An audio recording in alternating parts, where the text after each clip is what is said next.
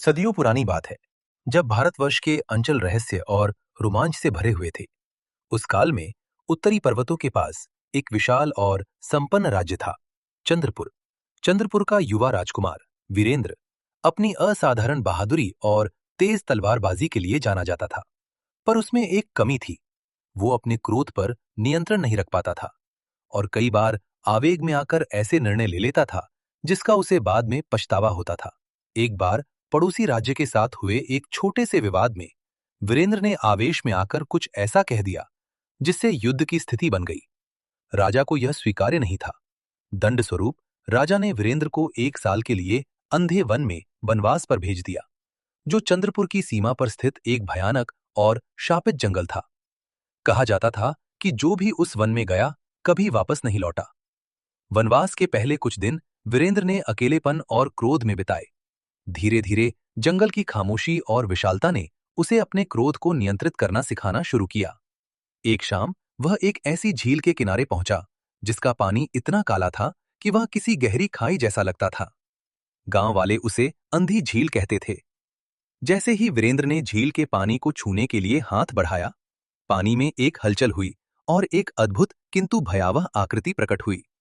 वह एक स्त्री थी, बेहद सुंदर, जिसकी आंखें गहन रात सी काली थीं और बाल पानी के काई जैसे हरे।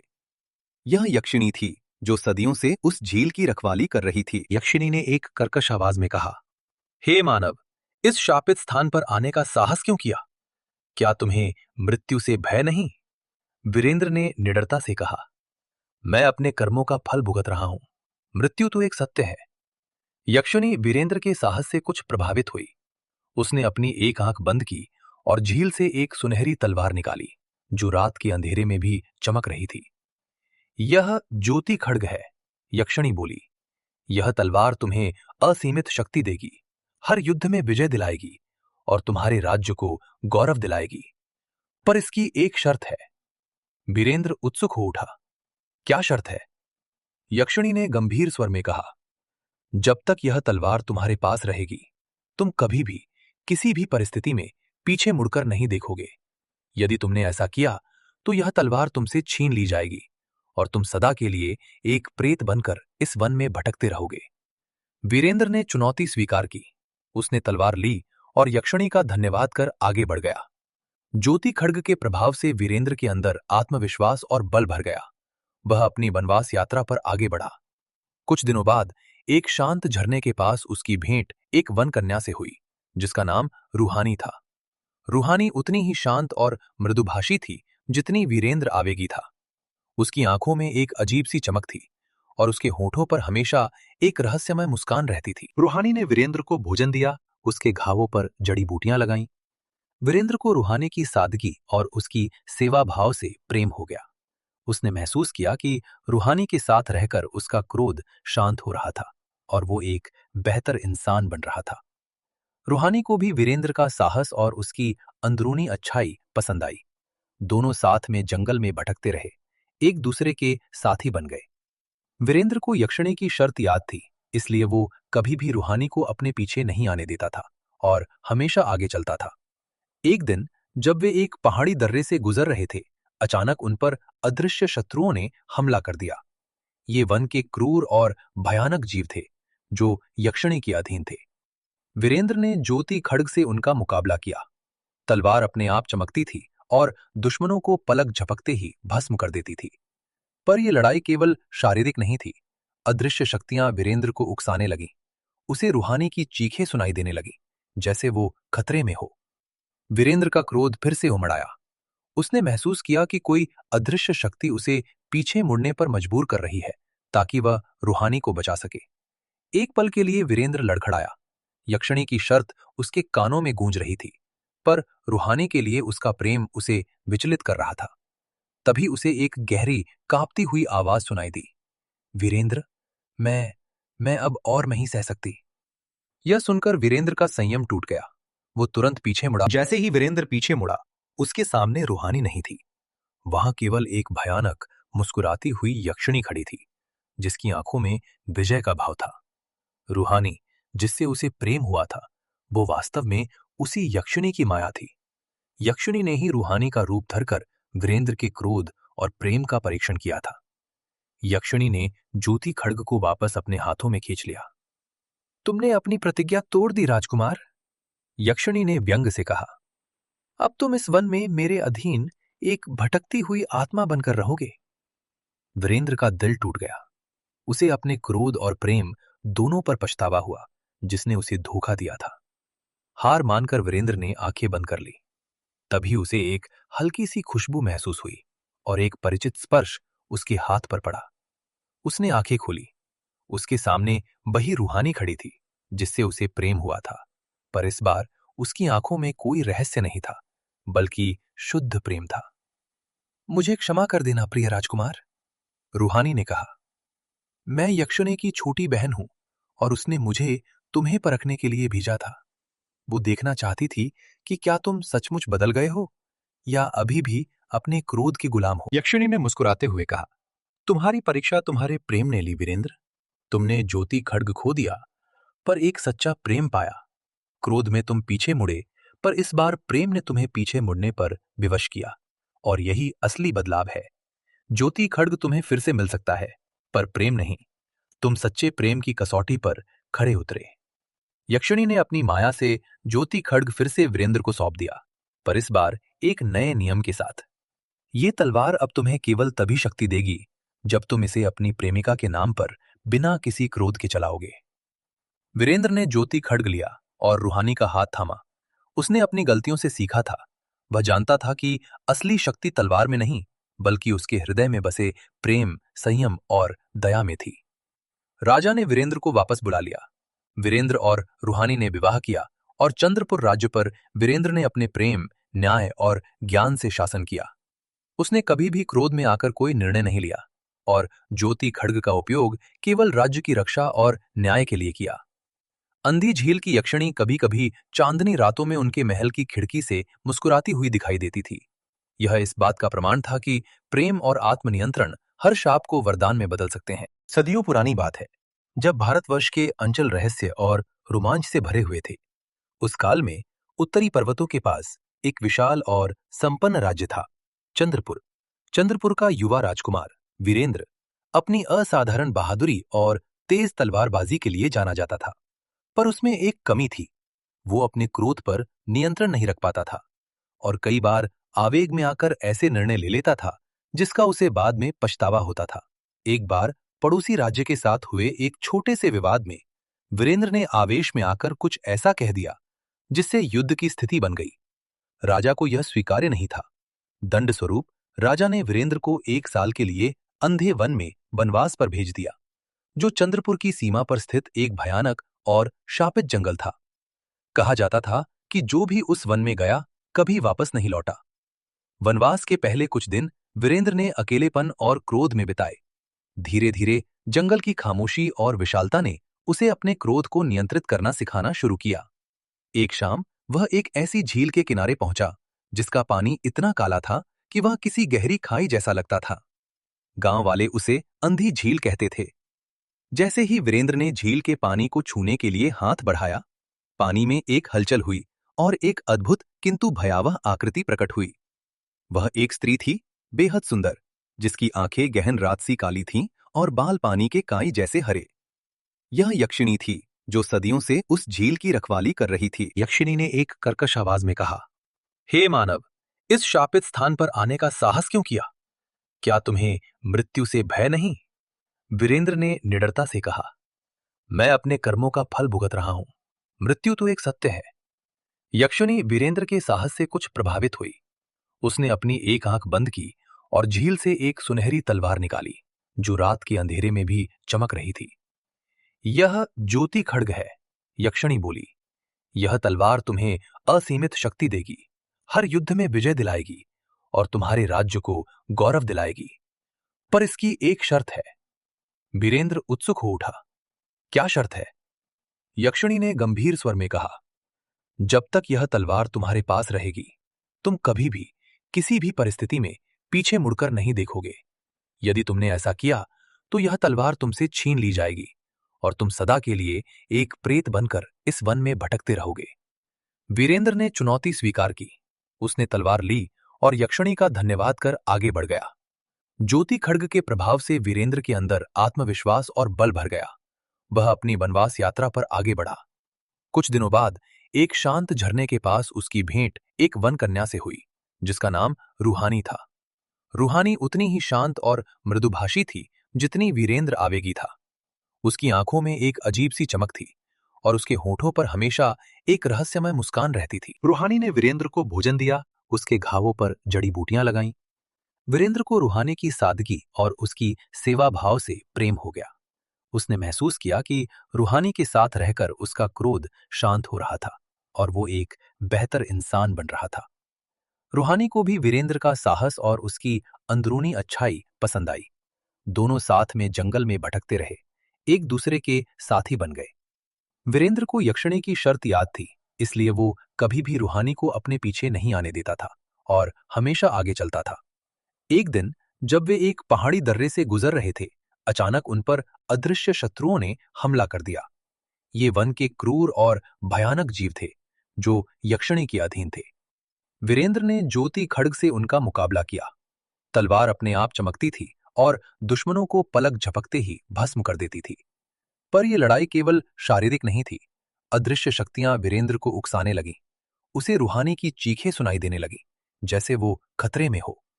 वीरेंद्र का क्रोध फिर से उमड़ आया।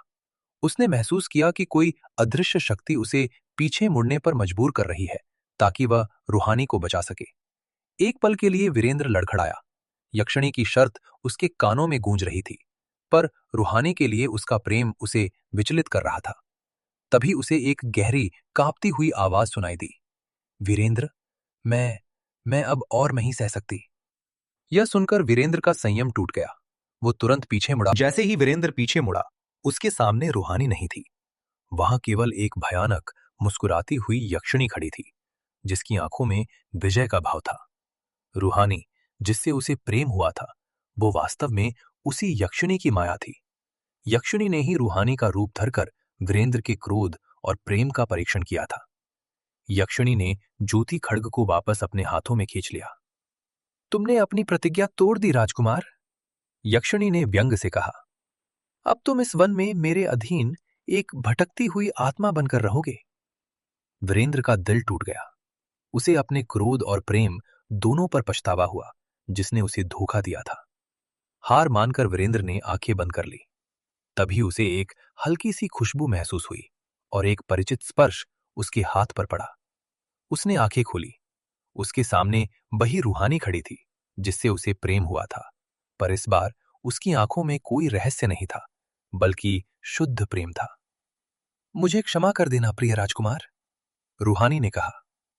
मैं यक्षिणी की छोटी बहन हूं और उसने मुझे तुम्हें परखने के लिए भेजा था। वो देखना चाहती थी कि क्या तुम सचमुच बदल गए हो या अभी भी अपने क्रोध के गुलाम हो। यक्षिणी ने मुस्कुराते हुए कहा, तुम्हारी परीक्षा तुम्हारे प्रेम ने ली वीरेंद्र। तुमने ज्योति खड्ग खो दिया, पर एक सच्चा प्रेम पाया। क्रोध में तुम पीछे मुड़े, पर इस बार प्रेम ने तुम्हें पीछे मुड़ने पर विवश किया, और यही असली बदलाव है। ज्योति खड्ग तुम्हें फिर से मिल सकता है, पर प्रेम नहीं। तुम सच्चे प्रेम की कसौटी पर खड़े उतरे। यक्षिणी ने अपनी माया से ज्योति खड्ग फिर से वीरेंद्र को सौंप दिया, पर इस बार एक नए नियम के साथ। ये तलवार अब तुम्हें केवल तभी शक्ति देगी जब तुम इसे अपनी प्रेमिका के नाम पर बिना किसी क्रोध के चलाओगे। वीरेंद्र ने ज्योति खड्ग लिया और रूहानी का हाथ थामा। उसने अपनी गलतियों से सीखा था। वह जानता था कि असली शक्ति तलवार में नहीं, बल्कि उसके हृदय में बसे प्रेम, संयम और दया में थी। राजा ने वीरेंद्र को वापस बुला लिया। वीरेंद्र और रूहानी ने विवाह किया और चंद्रपुर राज्य पर वीरेंद्र ने अपने प्रेम, न्याय और ज्ञान से शासन किया। उसने कभी भी क्रोध में आकर कोई निर्णय नहीं लिया और ज्योति खड्ग का उपयोग केवल राज्य की रक्षा और न्याय के लिए किया। अंधी झील की यक्षिणी कभी कभी चांदनी रातों में उनके महल की खिड़की से मुस्कुराती हुई दिखाई देती थी। यह इस बात का प्रमाण था कि प्रेम और आत्मनियंत्रण हर शाप को वरदान में बदल सकते हैं। सदियों पुरानी बात है, जब भारतवर्ष के अंचल रहस्य और रोमांच से भरे हुए थे। उस काल में उत्तरी पर्वतों के पास एक विशाल और संपन्न राज्य था, चंद्रपुर। चंद्रपुर का युवा राजकुमार वीरेंद्र अपनी असाधारण बहादुरी और तेज तलवारबाजी के लिए जाना जाता था। पर उसमें एक कमी थी, वो अपने क्रोध पर नियंत्रण नहीं रख पाता था। और कई बार आवेग में आकर ऐसे निर्णय ले लेता था जिसका उसे बाद में पछतावा होता था। एक बार पड़ोसी राज्य के साथ हुए एक छोटे से विवाद में वीरेंद्र ने आवेश में आकर कुछ ऐसा कह दिया जिससे युद्ध की स्थिति बन गई। राजा को यह स्वीकार्य नहीं था। दंड स्वरूप राजा ने वीरेंद्र को 1 साल के लिए अंधे वन में वनवास पर भेज दिया, जो चंद्रपुर की सीमा पर स्थित एक भयानक और शापित जंगल था। कहा जाता था कि जो भी उस वन में गया कभी वापस नहीं लौटा। वनवास के पहले कुछ दिन वीरेंद्र ने अकेलेपन और क्रोध में बिताए। धीरे धीरे जंगल की खामोशी और विशालता ने उसे अपने क्रोध को नियंत्रित करना सिखाना शुरू किया। एक शाम वह एक ऐसी झील के किनारे पहुंचा जिसका पानी इतना काला था कि वह किसी गहरी खाई जैसा लगता था। गांव वाले उसे अंधी झील कहते थे। जैसे ही वीरेंद्र ने झील के पानी को छूने के लिए हाथ बढ़ाया, पानी में एक हलचल हुई और एक अद्भुत किंतु भयावह आकृति प्रकट हुई। वह एक स्त्री थी, बेहद सुंदर, जिसकी आंखें गहन रात सी काली थीं और बाल पानी के काई जैसे हरे।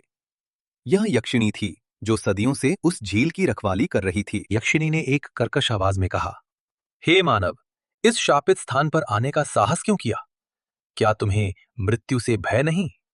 वीरेंद्र ने निडरता से कहा, मैं अपने कर्मों का फल भुगत रहा हूं। मृत्यु तो एक सत्य है। यक्षिणी वीरेंद्र के साहस से कुछ प्रभावित हुई। उसने अपनी एक आंख बंद की और झील से एक सुनहरी तलवार निकाली, जो रात के अंधेरे में भी चमक रही थी। यह ज्योति खड्ग है, यक्षिणी बोली। यह तलवार तुम्हें असीमित शक्ति देगी, हर युद्ध में विजय दिलाएगी और तुम्हारे राज्य को गौरव दिलाएगी। पर इसकी एक शर्त है। वीरेंद्र उत्सुक हो उठा। क्या शर्त है? यक्षिणी ने गंभीर स्वर में कहा, जब तक यह तलवार तुम्हारे पास रहेगी, तुम कभी भी किसी भी परिस्थिति में पीछे मुड़कर नहीं देखोगे। यदि तुमने ऐसा किया तो यह तलवार तुमसे छीन ली जाएगी और तुम सदा के लिए एक प्रेत बनकर इस वन में भटकते रहोगे। वीरेंद्र ने चुनौती स्वीकार की। उसने तलवार ली और यक्षिणी का धन्यवाद कर आगे बढ़ गया। ज्योति खड्ग के प्रभाव से वीरेंद्र के अंदर आत्मविश्वास और बल भर गया। वह अपनी वनवास यात्रा पर आगे बढ़ा। कुछ दिनों बाद एक शांत झरने के पास उसकी भेंट एक वन कन्या से हुई, जिसका नाम रूहानी था। रूहानी उतनी ही शांत और मृदुभाषी थी जितनी वीरेंद्र आवेगी था। उसकी आंखों में एक अजीब सी चमक थी और उसके होठों पर हमेशा एक रहस्यमय मुस्कान रहती थी। रूहानी ने वीरेंद्र को भोजन दिया, उसके घावों पर जड़ी बूटियां लगाईं। वीरेंद्र को रूहानी की सादगी और उसकी सेवा भाव से प्रेम हो गया। उसने महसूस किया कि रूहानी के साथ रहकर उसका क्रोध शांत हो रहा था और वो एक बेहतर इंसान बन रहा था। रूहानी को भी वीरेंद्र का साहस और उसकी अंदरूनी अच्छाई पसंद आई। दोनों साथ में जंगल में भटकते रहे, एक दूसरे के साथी बन गए। वीरेंद्र को यक्षिणी की शर्त याद थी, इसलिए वो कभी भी रूहानी को अपने पीछे नहीं आने देता था और हमेशा आगे चलता था। एक दिन जब वे एक पहाड़ी दर्रे से गुजर रहे थे, अचानक उन पर अदृश्य शत्रुओं ने हमला कर दिया। ये वन के क्रूर और भयानक जीव थे जो यक्षिणी के अधीन थे। वीरेंद्र ने ज्योति खड्ग से उनका मुकाबला किया। तलवार अपने आप चमकती थी और दुश्मनों को पलक झपकते ही भस्म कर देती थी। पर यह लड़ाई केवल शारीरिक नहीं थी। अदृश्य शक्तियां वीरेंद्र को उकसाने लगीं।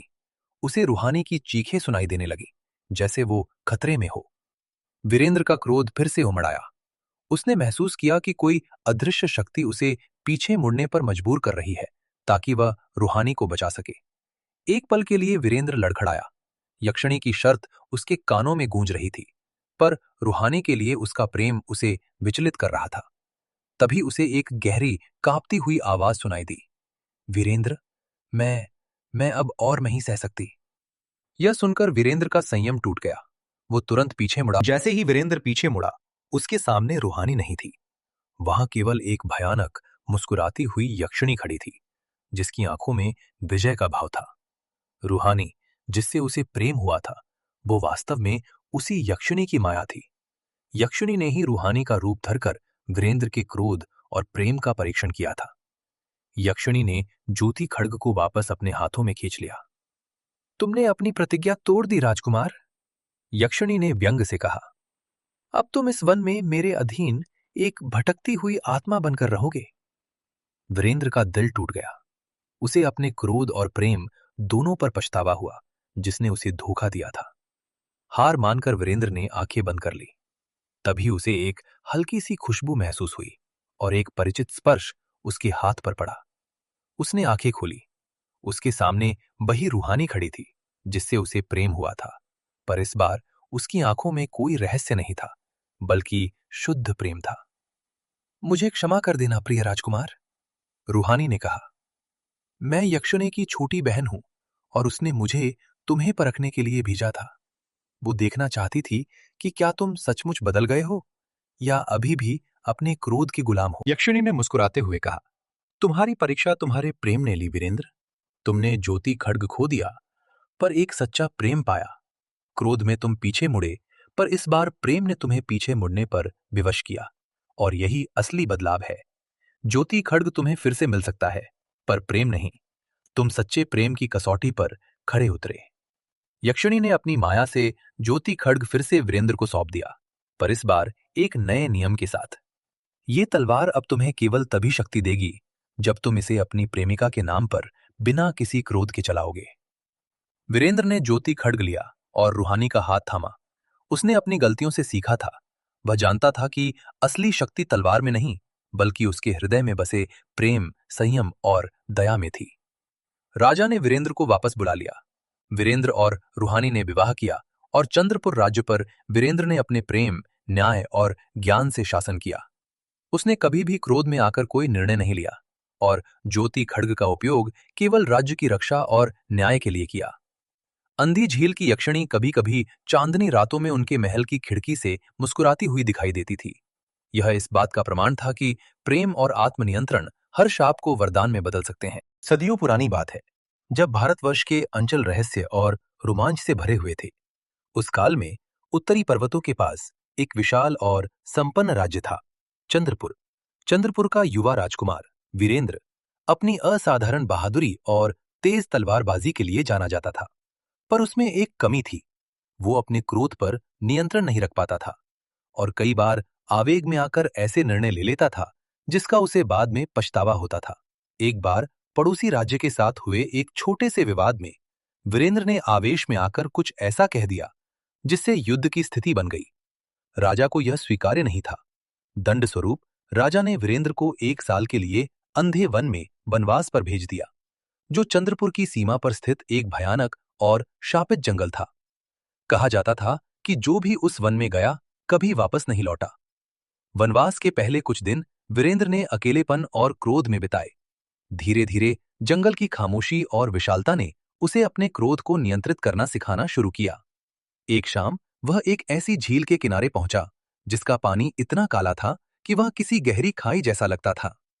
गांव वाले उसे अंधी झील कहते थे। जैसे ही वीरेंद्र ने झील के पानी को छूने के लिए हाथ बढ़ाया, पानी में एक हलचल हुई और एक अद्भुत किंतु भयावह आकृति प्रकट हुई।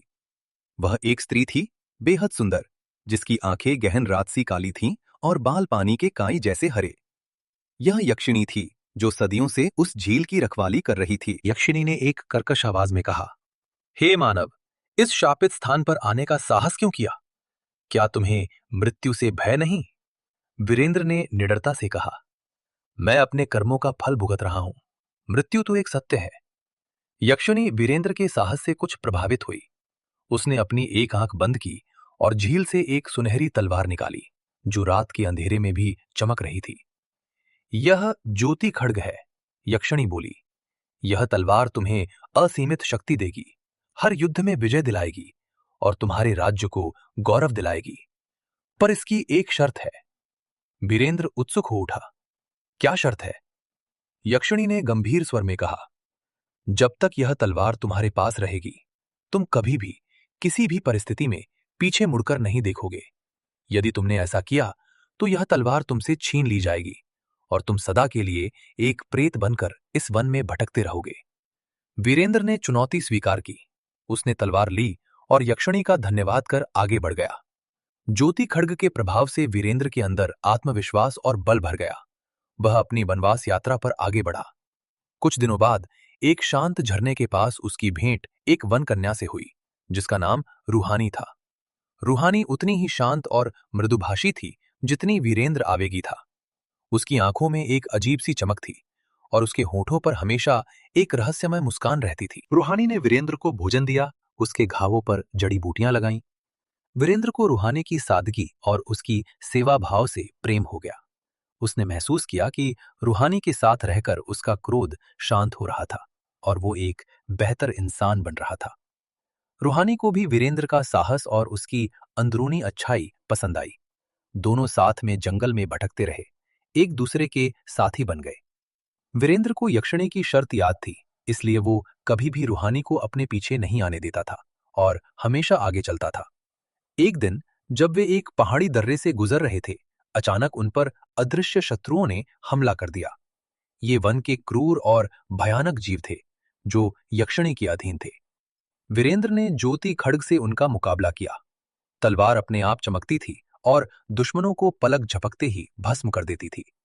पर यह लड़ाई केवल शारीरिक नहीं थी। अदृश्य शक्तियां वीरेंद्र को उकसाने लगीं। उसे रूहानी की चीखें सुनाई देने लगीं, जैसे वो खतरे में हो। वीरेंद्र का क्रोध फिर से उमड़ आया। उसने महसूस किया कि कोई अदृश्य शक्ति उसे पीछे मुड़ने पर मजबूर कर रही है, ताकि वह रूहानी को बचा सके। एक पल के लिए वीरेंद्र लड़खड़ाया। यक्षिणी की शर्त उसके कानों में गूंज रही थी, पर रूहानी के लिए उसका प्रेम उसे विचलित कर रहा था। तभी उसे एक गहरी, कांपती हुई आवाज सुनाई दी। वीरेंद्र, मैं अब और नहीं सह सकती। यह सुनकर वीरेंद्र का संयम टूट गया। वो तुरंत पीछे मुड़ा। जैसे ही वीरेंद्र पीछे मुड़ा, उसके सामने रूहानी नहीं थी। वहां केवल एक भयानक, मुस्कुराती हुई यक्षिणी खड़ी थी, जिसकी आंखों में विजय का भाव था। रूहानी, जिससे उसे प्रेम हुआ था, वो वास्तव में उसी यक्षिणी की माया थी। यक्षिणी ने ही रूहानी का रूप धरकर वीरेंद्र के क्रोध और प्रेम का परीक्षण किया था। यक्षिणी ने ज्योति खड्ग को वापस अपने हाथों में खींच लिया। तुमने अपनी प्रतिज्ञा तोड़ दी राजकुमार, यक्षिणी ने व्यंग से कहा। अब तुम इस वन में मेरे अधीन एक भटकती हुई आत्मा बनकर रहोगे। वीरेंद्र का दिल टूट गया।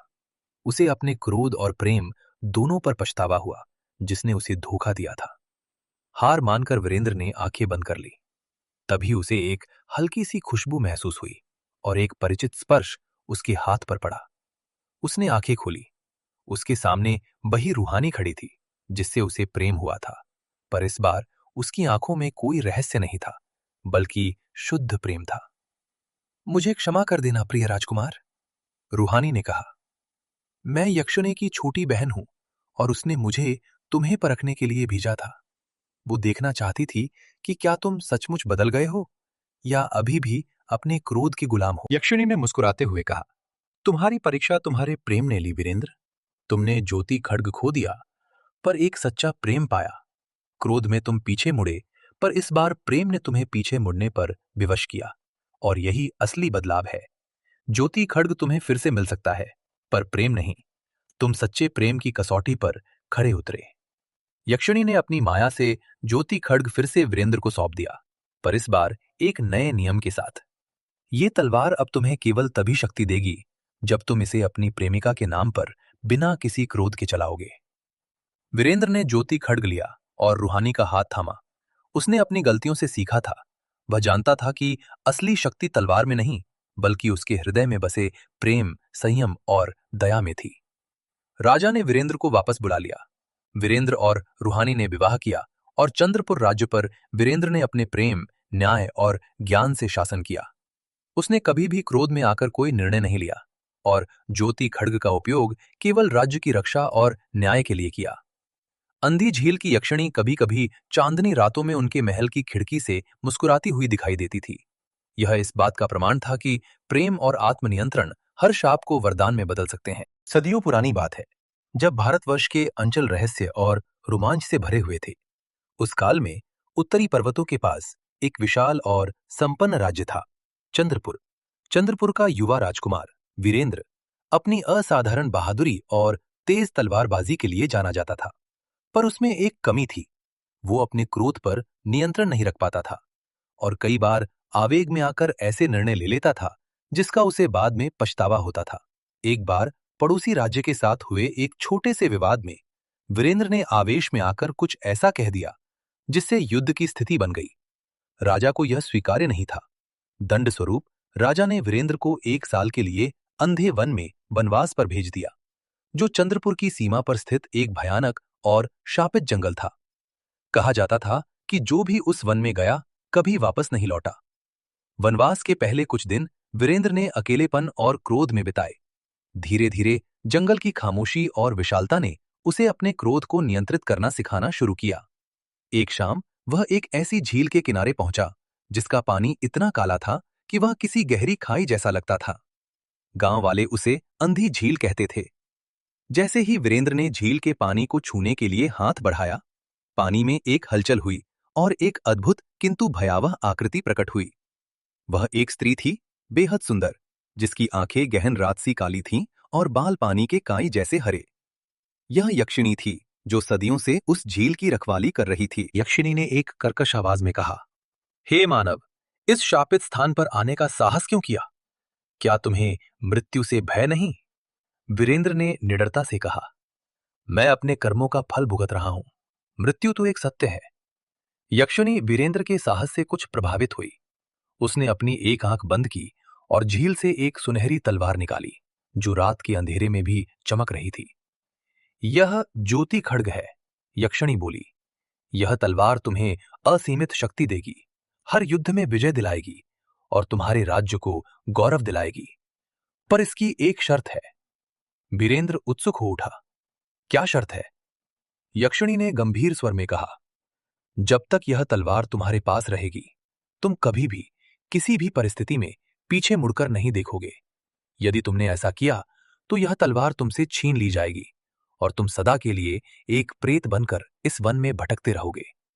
वीरेंद्र ने चुनौती स्वीकार की। उसने तलवार ली और यक्षिणी का धन्यवाद कर आगे बढ़ गया। ज्योति खड्ग के प्रभाव से वीरेंद्र के अंदर आत्मविश्वास और बल भर गया। वह अपनी वनवास यात्रा पर आगे बढ़ा। कुछ दिनों बाद एक शांत झरने के पास उसकी भेंट एक वन कन्या से हुई, जिसका नाम रूहानी था। रूहानी उतनी ही शांत और मृदुभाषी थी जितनी वीरेंद्र आवेगी था। उसकी आंखों में एक अजीब सी चमक थी और उसके होठों पर हमेशा एक रहस्यमय मुस्कान रहती थी। रूहानी ने वीरेंद्र को भोजन दिया, उसके घावों पर जड़ी बूटियां लगाईं। वीरेंद्र को रूहानी की सादगी और उसकी सेवा भाव से प्रेम हो गया। उसने महसूस किया कि रूहानी के साथ रहकर उसका क्रोध शांत हो रहा था और वो एक बेहतर इंसान बन रहा था। रूहानी को भी वीरेंद्र का साहस और उसकी अंदरूनी अच्छाई पसंद आई। दोनों साथ में जंगल में भटकते रहे, एक दूसरे के साथी बन गए। वीरेंद्र को यक्षिणी की शर्त याद थी, इसलिए वो कभी भी रूहानी को अपने पीछे नहीं आने देता था और हमेशा आगे चलता था। एक दिन जब वे एक पहाड़ी दर्रे से गुजर रहे थे, अचानक उन पर अदृश्य शत्रुओं ने हमला कर दिया। ये वन के क्रूर और भयानक जीव थे जो यक्षिणी के अधीन थे। वीरेंद्र ने ज्योति खड्ग से उनका मुकाबला किया। तलवार अपने आप चमकती थी और दुश्मनों को पलक झपकते ही भस्म कर देती थी। पर यह लड़ाई केवल शारीरिक नहीं थी। अदृश्य शक्तियां वीरेंद्र को उकसाने लगीं। उसे रूहानी की चीखें सुनाई देने लगी, जैसे वो खतरे में हो। वीरेंद्र का क्रोध फिर से उमड़ आया। उसने महसूस किया कि कोई अदृश्य शक्ति उसे पीछे मुड़ने पर मजबूर कर रही है ताकि वह रूहानी को बचा सके। एक पल के लिए वीरेंद्र लड़खड़ाया। यक्षिणी की शर्त उसके कानों में गूंज रही थी, पर रूहानी के लिए उसका प्रेम उसे विचलित कर रहा था। तभी उसे एक गहरी कांपती हुई आवाज सुनाई दी, वीरेंद्र, मैं अब और नहीं सह सकती। यह सुनकर वीरेंद्र का संयम टूट गया। वो तुरंत पीछे मुड़ा। जैसे ही वीरेंद्र पीछे मुड़ा, उसके सामने रूहानी नहीं थी। वहां केवल एक भयानक मुस्कुराती हुई यक्षिणी खड़ी थी, जिसकी आंखों में विजय का भाव था। रूहानी, जिससे उसे प्रेम हुआ था, वो वास्तव में उसी यक्षिणी की माया थी। यक्षिणी ने ही रूहानी का रूप धरकर वीरेंद्र के क्रोध और प्रेम का परीक्षण किया था। यक्षिणी ने ज्योति खड्ग को वापस अपने हाथों में खींच लिया। तुमने अपनी प्रतिज्ञा तोड़ दी राजकुमार, यक्षिणी ने व्यंग से कहा। अब तुम इस वन में मेरे अधीन एक भटकती हुई आत्मा बनकर रहोगे। वीरेंद्र का दिल टूट गया। उसे अपने क्रोध और प्रेम दोनों पर पछतावा हुआ, जिसने उसे धोखा दिया था। हार मानकर वीरेंद्र ने आंखें बंद कर ली। तभी उसे एक हल्की सी खुशबू महसूस हुई और एक परिचित स्पर्श उसके हाथ पर पड़ा। उसने आंखें खोली। उसके सामने वही रूहानी खड़ी थी जिससे उसे प्रेम हुआ था, पर इस बार उसकी आंखों में कोई रहस्य नहीं था, बल्कि शुद्ध प्रेम था। मुझे क्षमा कर देना प्रिय राजकुमार, रूहानी ने कहा। मैं यक्षिणी की छोटी बहन हूं और उसने मुझे तुम्हें परखने के लिए भेजा था। वो देखना चाहती थी कि क्या तुम सचमुच बदल गए हो या अभी भी अपने क्रोध के गुलाम हो। यक्षिणी ने मुस्कुराते हुए कहा, तुम्हारी परीक्षा तुम्हारे प्रेम ने ली वीरेंद्र।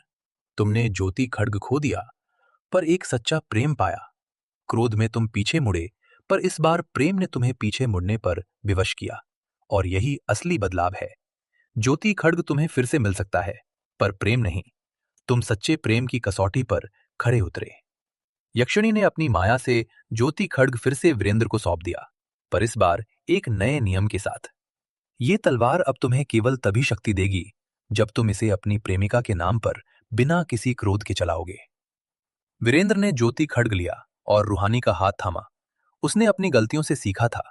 वह जानता था कि असली शक्ति तलवार में नहीं, बल्कि उसके हृदय में बसे प्रेम, संयम और दया में थी।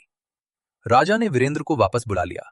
वीरेंद्र और रूहानी ने विवाह किया और चंद्रपुर राज्य पर वीरेंद्र ने अपने प्रेम, न्याय और ज्ञान से शासन किया। उसने कभी भी क्रोध में आकर कोई निर्णय नहीं लिया और ज्योति खड्ग का उपयोग केवल राज्य की रक्षा और न्याय के लिए किया। अंधी झील की यक्षिणी कभी कभी चांदनी रातों में उनके महल की खिड़की से मुस्कुराती हुई दिखाई देती थी। यह इस बात का प्रमाण था कि प्रेम और आत्मनियंत्रण हर शाप को वरदान में बदल सकते हैं। सदियों पुरानी बात है, जब भारतवर्ष के अंचल रहस्य और रोमांच से भरे हुए थे। उस काल में उत्तरी पर्वतों के पास एक विशाल और संपन्न राज्य था, चंद्रपुर। चंद्रपुर का युवा राजकुमार वीरेंद्र अपनी असाधारण बहादुरी और तेज तलवारबाजी के लिए जाना जाता था।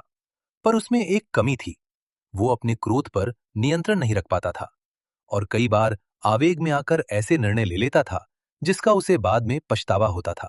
एक बार पड़ोसी राज्य के साथ हुए एक छोटे से विवाद में वीरेंद्र ने आवेश में आकर कुछ ऐसा कह दिया जिससे युद्ध की स्थिति बन गई। राजा को यह स्वीकार्य नहीं था। दंड स्वरूप राजा ने वीरेंद्र को 1 साल के लिए अंधे वन में वनवास पर भेज दिया, जो चंद्रपुर की सीमा पर स्थित एक भयानक और शापित जंगल था। कहा जाता था कि जो भी उस वन में गया कभी वापस नहीं लौटा।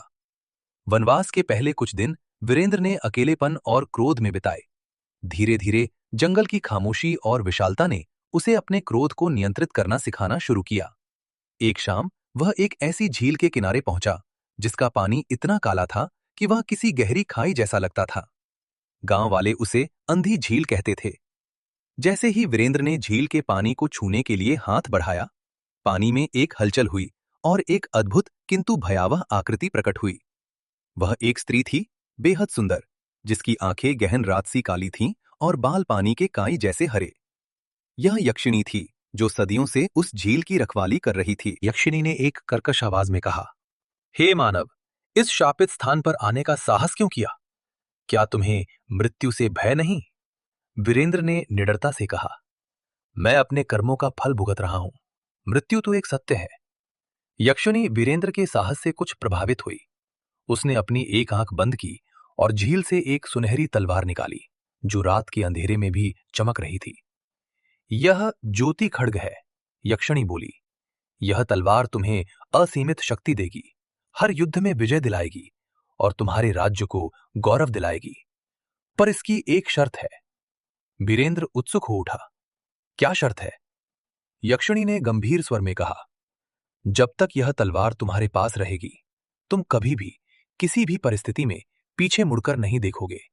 यदि तुमने ऐसा किया तो यह तलवार तुमसे छीन ली जाएगी और तुम सदा के लिए एक प्रेत बनकर इस वन में भटकते रहोगे। वीरेंद्र ने चुनौती स्वीकार की। उसने तलवार ली और यक्षिणी का धन्यवाद कर आगे बढ़ गया। ज्योति खड्ग के प्रभाव से वीरेंद्र के अंदर आत्मविश्वास और बल भर गया। वह अपनी वनवास यात्रा पर आगे बढ़ा। कुछ दिनों बाद एक शांत झरने के पास उसकी भेंट एक वन कन्या से हुई, जिसका नाम रूहानी था। रूहानी उतनी ही शांत और मृदुभाषी थी जितनी वीरेंद्र आवेगी था। उसकी आंखों में एक अजीब सी चमक थी और उसके होठों पर हमेशा एक रहस्यमय मुस्कान रहती थी। रूहानी ने वीरेंद्र को भोजन दिया, उसके घावों पर जड़ी बूटियां लगाईं। वीरेंद्र को रूहानी की सादगी और उसकी सेवा भाव से प्रेम हो गया। उसने महसूस किया कि रूहानी के साथ रहकर उसका क्रोध शांत हो रहा था और वो एक बेहतर इंसान बन रहा था। रूहानी को भी वीरेंद्र का साहस और उसकी अंदरूनी अच्छाई पसंद आई। दोनों साथ में जंगल में भटकते रहे, एक दूसरे के साथी बन गए। वीरेंद्र को यक्षिणी की शर्त याद थी, इसलिए वो कभी भी रूहानी को अपने पीछे नहीं आने देता था और हमेशा आगे चलता था। एक दिन जब वे एक पहाड़ी दर्रे से गुजर रहे थे, अचानक उन पर अदृश्य शत्रुओं ने हमला कर दिया। ये वन के क्रूर और भयानक जीव थे, जो यक्षिणी के अधीन थे। वीरेंद्र ने ज्योति खड्ग से उनका मुकाबला किया।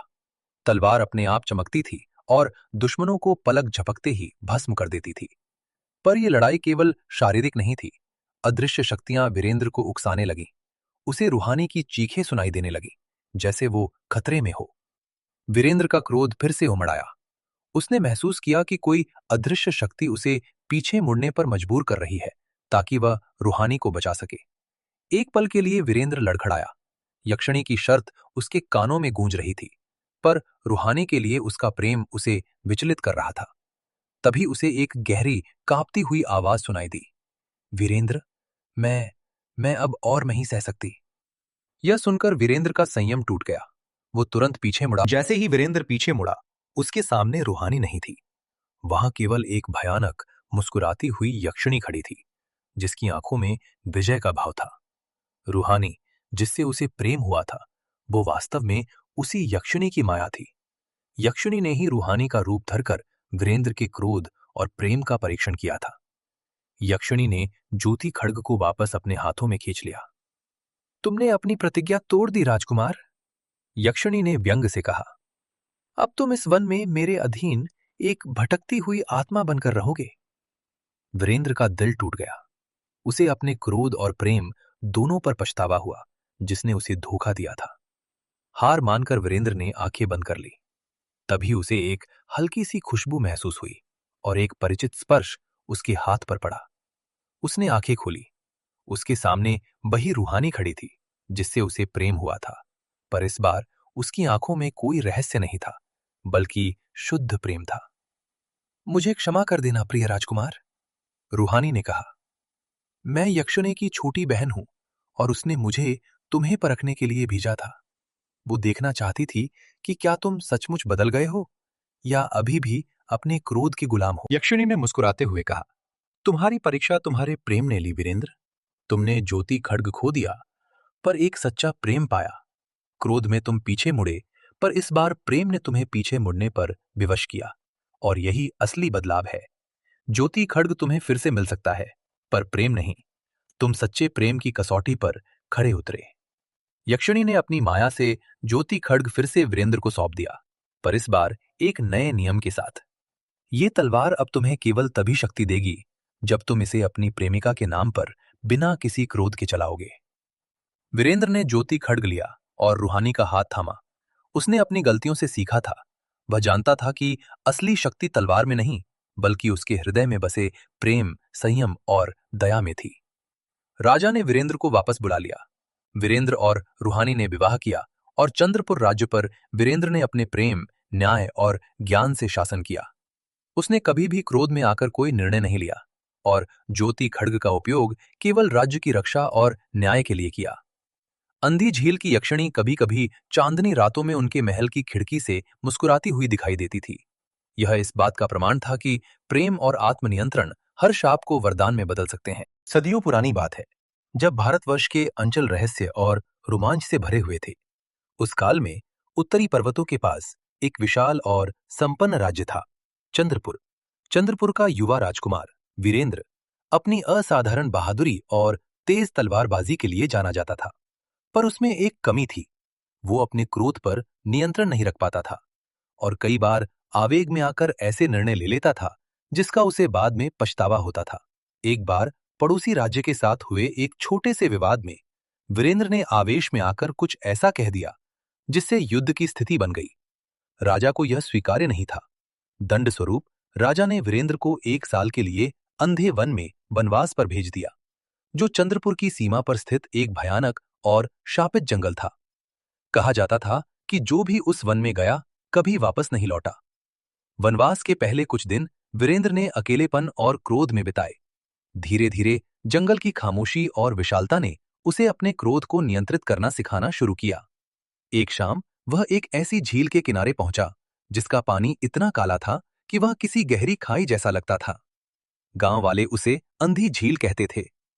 जैसे ही वीरेंद्र ने झील के पानी को छूने के लिए हाथ बढ़ाया, पानी में एक हलचल हुई और एक अद्भुत किंतु भयावह आकृति प्रकट हुई। वह एक स्त्री थी, बेहद सुंदर, जिसकी आंखें गहन रातसी काली थीं और बाल पानी के काई जैसे हरे। यह यक्षिणी थी जो सदियों से उस झील की रखवाली कर रही थी। यक्षिणी ने एक कर्कश आवाज में कहा, हे मानव, इस शापित स्थान पर आने का साहस क्यों किया? क्या तुम्हें मृत्यु से भय नहीं? वीरेंद्र ने निडरता से कहा, मैं अपने कर्मों का फल भुगत रहा हूं। मृत्यु तो एक सत्य है। यक्षिणी वीरेंद्र के साहस से कुछ प्रभावित हुई। उसने अपनी एक आंख बंद की और झील से एक सुनहरी तलवार निकाली, जो रात के अंधेरे में भी चमक रही थी। यह ज्योति खड्ग है, यक्षिणी बोली। यह तलवार तुम्हें असीमित शक्ति देगी, हर युद्ध में विजय दिलाएगी और तुम्हारे राज्य को गौरव दिलाएगी। पर इसकी एक शर्त है। वीरेंद्र उत्सुक हो उठा। क्या शर्त है? यक्षिणी ने गंभीर स्वर में कहा, जब तक यह तलवार तुम्हारे पास रहेगी, तुम कभी भी किसी भी परिस्थिति में पीछे मुड़कर नहीं देखोगे। यदि तुमने ऐसा किया तो यह तलवार तुमसे छीन ली जाएगी और तुम सदा के लिए एक प्रेत बनकर इस वन में भटकते रहोगे। वीरेंद्र ने चुनौती स्वीकार की। उसने तलवार ली और यक्षिणी का धन्यवाद कर आगे बढ़ गया। ज्योति खड्ग के प्रभाव से वीरेंद्र के अंदर आत्मविश्वास और बल भर गया। वह अपनी वनवास यात्रा पर आगे बढ़ा। कुछ दिनों बाद एक शांत झरने के पास उसकी भेंट एक वन कन्या से हुई, जिसका नाम रूहानी था। रूहानी उतनी ही शांत और मृदुभाषी थी जितनी वीरेंद्र आवेगी था। उसकी आंखों में एक अजीब सी चमक थी और उसके होठों पर हमेशा एक रहस्यमय मुस्कान रहती थी। रूहानी ने वीरेंद्र को भोजन दिया, उसके घावों पर जड़ी बूटियां लगाईं। वीरेंद्र को रूहानी की सादगी और उसकी सेवा भाव से प्रेम हो गया। उसने महसूस किया कि रूहानी के साथ रहकर उसका क्रोध शांत हो रहा था और वो एक बेहतर इंसान बन रहा था। रूहानी को भी वीरेंद्र का साहस और उसकी अंदरूनी अच्छाई पसंद आई। दोनों साथ में जंगल में भटकते रहे, एक दूसरे के साथी बन गए।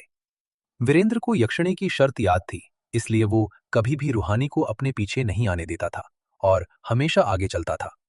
एक दिन जब वे एक पहाड़ी दर्रे से गुजर रहे थे, अचानक उन पर अदृश्य शत्रुओं ने हमला कर दिया। ये वन के क्रूर और भयानक जीव थे जो यक्षिणी के अधीन थे। वीरेंद्र ने ज्योति खड्ग से उनका मुकाबला किया। तलवार अपने आप चमकती थी और दुश्मनों को पलक झपकते ही भस्म कर देती थी। पर यह लड़ाई केवल शारीरिक नहीं थी। अदृश्य शक्तियां वीरेंद्र को उकसाने लगीं। उसे रूहानी की चीखें सुनाई देने लगीं, जैसे वो खतरे में हो। वीरेंद्र का क्रोध फिर से उमड़ आया। उसने महसूस किया कि कोई अदृश्य शक्ति उसे पीछे मुड़ने पर मजबूर कर रही है ताकि वह रूहानी को बचा सके। एक पल के लिए वीरेंद्र लड़खड़ाया। यक्षिणी की शर्त उसके कानों में गूंज रही थी, पर रूहानी के लिए उसका प्रेम उसे विचलित कर रहा था। तभी उसे एक गहरी कांपती हुई आवाज सुनाई दी, वीरेंद्र, मैं अब और नहीं सह सकती। यह सुनकर वीरेंद्र का संयम टूट गया। वो तुरंत पीछे मुड़ा। जैसे ही वीरेंद्र पीछे मुड़ा, उसके सामने रूहानी नहीं थी। वहां केवल एक भयानक मुस्कुराती हुई यक्षिणी खड़ी थी, जिसकी आंखों में विजय का भाव था। रूहानी, जिससे उसे प्रेम हुआ था, वो वास्तव में उसी यक्षिणी की माया थी। यक्षिणी ने ही रूहानी का रूप धरकर वीरेंद्र के क्रोध और प्रेम का परीक्षण किया था। यक्षिणी ने ज्योति खड्ग को वापस अपने हाथों में खींच लिया। तुमने अपनी प्रतिज्ञा तोड़ दी राजकुमार, यक्षिणी ने व्यंग से कहा। अब तुम इस वन में मेरे अधीन एक भटकती हुई आत्मा बनकर रहोगे। वीरेंद्र का दिल टूट गया। उसे अपने क्रोध और प्रेम दोनों पर पछतावा हुआ, जिसने उसे धोखा दिया था। हार मानकर वीरेंद्र ने आंखें बंद कर ली। तभी उसे एक हल्की सी खुशबू महसूस हुई और एक परिचित स्पर्श उसके हाथ पर पड़ा। उसने आंखें खोली। उसके सामने वही रूहानी खड़ी थी जिससे उसे प्रेम हुआ था, पर इस बार उसकी आंखों में कोई रहस्य नहीं था, बल्कि शुद्ध प्रेम था। मुझे क्षमा कर देना प्रिय राजकुमार, रूहानी ने कहा। मैं यक्षिणी की छोटी बहन हूं और उसने मुझे तुम्हें परखने के लिए भेजा था।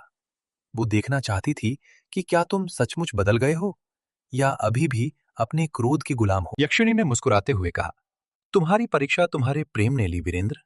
तुमने ज्योति खड्ग खो दिया, पर एक सच्चा प्रेम पाया।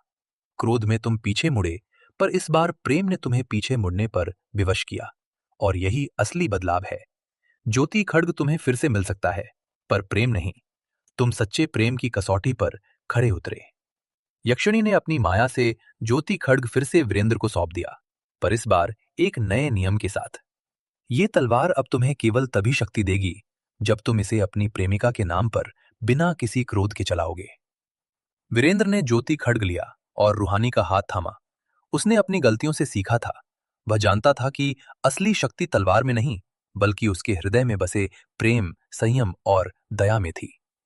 राजा ने वीरेंद्र को वापस बुला लिया। वीरेंद्र और रूहानी ने विवाह किया और चंद्रपुर राज्य पर वीरेंद्र ने अपने प्रेम, न्याय और ज्ञान से शासन किया। उसने कभी भी क्रोध में आकर कोई निर्णय नहीं लिया और ज्योति खड्ग का उपयोग केवल राज्य की रक्षा और न्याय के लिए किया। अंधी झील की यक्षिणी कभी कभी चांदनी रातों में उनके महल की खिड़की से मुस्कुराती हुई दिखाई देती थी। यह इस बात का प्रमाण था कि प्रेम और आत्मनियंत्रण हर शाप को वरदान में बदल सकते हैं। सदियों पुरानी बात है, जब भारतवर्ष के अंचल रहस्य और रोमांच से भरे हुए थे। उस काल में उत्तरी पर्वतों के पास एक विशाल और संपन्न राज्य था, चंद्रपुर।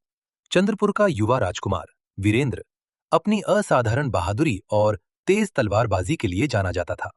पर उसमें एक कमी थी। वो अपने क्रोध पर नियंत्रण नहीं रख पाता था और कई बार आवेग में आकर ऐसे निर्णय ले लेता था जिसका उसे बाद में पछतावा होता था। एक बार पड़ोसी राज्य के साथ हुए एक छोटे से विवाद में वीरेंद्र ने आवेश में आकर कुछ ऐसा कह दिया जिससे युद्ध की स्थिति बन गई। राजा को यह स्वीकार्य नहीं था। दंड स्वरूप राजा ने वीरेंद्र को 1 साल के लिए अंधे वन में वनवास पर भेज दिया, जो चंद्रपुर की सीमा पर स्थित एक भयानक और शापित जंगल था। कहा जाता था कि जो भी उस वन में गया कभी वापस नहीं लौटा। वनवास के पहले कुछ दिन वीरेंद्र ने अकेलेपन और क्रोध में बिताए। धीरे धीरे जंगल की खामोशी और विशालता ने उसे अपने क्रोध को नियंत्रित करना सिखाना शुरू किया। एक शाम वह एक ऐसी झील के किनारे पहुंचा जिसका पानी इतना काला था कि वह किसी गहरी खाई जैसा लगता था। गांव वाले उसे अंधी झील कहते थे। जैसे ही वीरेंद्र ने झील के पानी को छूने के लिए हाथ बढ़ाया, पानी में एक हलचल हुई और एक अद्भुत किंतु भयावह आकृति प्रकट हुई। वह एक स्त्री थी, बेहद सुंदर, जिसकी आंखें गहन रात सी काली थीं और बाल पानी के काई जैसे हरे। यह यक्षिणी थी जो सदियों से उस झील की रखवाली कर रही थी। यक्षिणी ने एक कर्कश आवाज में कहा, हे मानव, इस शापित स्थान पर आने का साहस क्यों किया? क्या तुम्हें मृत्यु से भय नहीं? वीरेंद्र ने निडरता से कहा, मैं अपने कर्मों का फल भुगत रहा हूं। मृत्यु तो एक सत्य है। यक्षिणी वीरेंद्र के साहस से कुछ प्रभावित हुई। उसने अपनी एक आंख बंद की और झील से एक सुनहरी तलवार निकाली, जो रात के अंधेरे में भी चमक रही थी। यह ज्योति खड्ग है, यक्षिणी बोली। यह तलवार तुम्हें असीमित शक्ति देगी, हर युद्ध में विजय दिलाएगी और तुम्हारे राज्य को गौरव दिलाएगी। पर इसकी एक शर्त है। वीरेंद्र उत्सुक हो उठा। क्या शर्त है? यक्षिणी ने गंभीर स्वर में कहा, जब तक यह तलवार तुम्हारे पास रहेगी, तुम कभी भी किसी भी परिस्थिति में पीछे मुड़कर नहीं देखोगे। यदि तुमने ऐसा किया तो यह तलवार तुमसे छीन ली जाएगी और तुम सदा के लिए एक प्रेत बनकर इस वन में भटकते रहोगे। वीरेंद्र ने चुनौती स्वीकार की। उसने तलवार ली और यक्षिणी का धन्यवाद कर आगे बढ़ गया। ज्योति खड्ग के प्रभाव से वीरेंद्र के अंदर आत्मविश्वास और बल भर गया। वह अपनी वनवास यात्रा पर आगे बढ़ा। कुछ दिनों बाद एक शांत झरने के पास उसकी भेंट एक वन कन्या से हुई, जिसका नाम रूहानी था। रूहानी उतनी ही शांत और मृदुभाषी थी जितनी वीरेंद्र आवेगी था। उसकी आंखों में एक अजीब सी चमक थी और उसके होठों पर हमेशा एक रहस्यमय मुस्कान रहती थी। रूहानी ने वीरेंद्र को भोजन दिया, उसके घावों पर जड़ी बूटियां लगाईं। वीरेंद्र को रूहानी की सादगी और उसकी सेवा भाव से प्रेम हो गया। उसने महसूस किया कि रूहानी के साथ रहकर उसका क्रोध शांत हो रहा था और वो एक बेहतर इंसान बन रहा था। रूहानी को भी वीरेंद्र का साहस और उसकी अंदरूनी अच्छाई पसंद आई। दोनों साथ में जंगल में भटकते रहे, एक दूसरे के साथी बन गए। वीरेंद्र को यक्षिणी की शर्त याद थी, इसलिए वो कभी भी रूहानी को अपने पीछे नहीं आने देता था और हमेशा आगे चलता था। एक दिन जब वे एक पहाड़ी दर्रे से गुजर रहे थे, अचानक उन पर अदृश्य शत्रुओं ने हमला कर दिया। ये वन के क्रूर और भयानक जीव थे जो यक्षिणी के अधीन थे। वीरेंद्र ने ज्योति खड्ग से उनका मुकाबला किया। तलवार अपने आप चमकती थी और दुश्मनों को पलक झपकते ही भस्म कर देती थी। पर यह लड़ाई केवल शारीरिक नहीं थी। अदृश्य शक्तियां वीरेंद्र को उकसाने लगीं। उसे रूहानी की चीखें सुनाई देने लगी, जैसे वो खतरे में हो। वीरेंद्र का क्रोध फिर से उमड़ आया। उसने महसूस किया कि कोई अदृश्य शक्ति उसे पीछे मुड़ने पर मजबूर कर रही है, ताकि वह रूहानी को बचा सके। एक पल के लिए वीरेंद्र लड़खड़ाया। यक्षिणी की शर्त उसके कानों में गूंज रही थी, पर रूहानी के लिए उसका प्रेम उसे विचलित कर रहा था। तभी उसे एक गहरी, कांपती हुई आवाज सुनाई दी। वीरेंद्र, मैं अब और नहीं सह सकती। यह सुनकर वीरेंद्र का संयम टूट गया। वो तुरंत पीछे मुड़ा। जैसे ही वीरेंद्र पीछे मुड़ा, उसके सामने रूहानी नहीं थी। वहां केवल एक भयानक, मुस्कुराती हुई यक्षिणी खड़ी थी, जिसकी आंखों में विजय का भाव था। रूहानी, जिससे उसे प्रेम हुआ था, वो वास्तव में उसी यक्षिणी की माया थी। यक्षिणी ने ही रूहानी का रूप धरकर वीरेंद्र के क्रोध और प्रेम का परीक्षण किया था।